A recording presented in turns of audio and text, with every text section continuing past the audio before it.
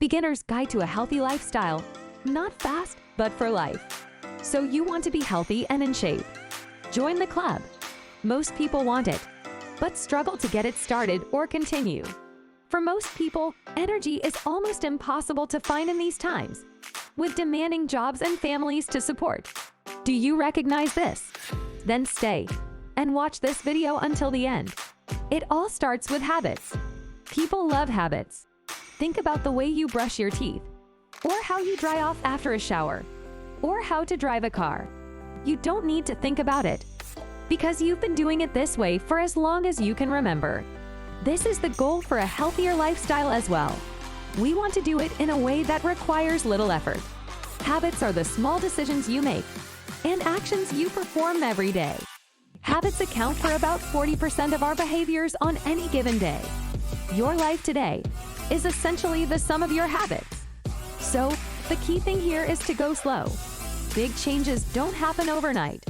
Ever start an exercise plan by running 10 miles and then puking your guts out? You'll probably burn out fast and quit. Take small, almost unnoticeable steps to keep your motivation high. You have a lifetime to be healthy, so don't try to go from couch potato to athletic superstar in a week. If you are starting a running regime, for example, run less than you can to start. Trying to eat healthier, don't stop all your snacks instantly.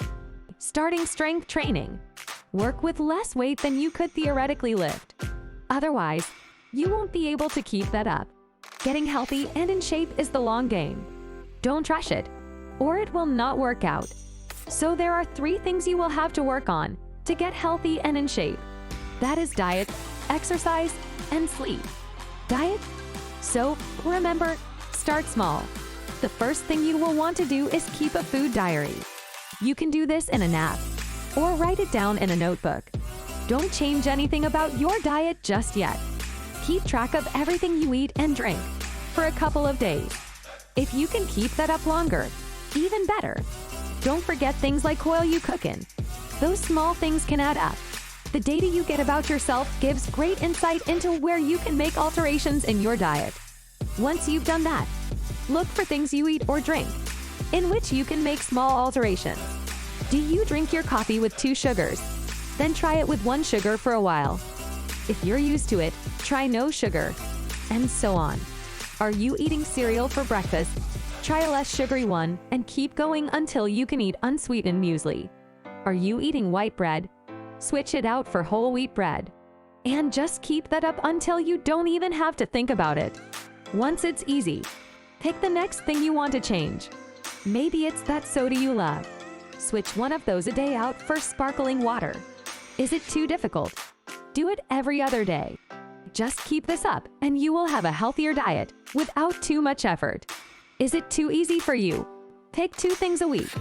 Is it too difficult? Don't quit, just make it easier for yourself. Sometimes you will fall off the wagon. That's totally fine.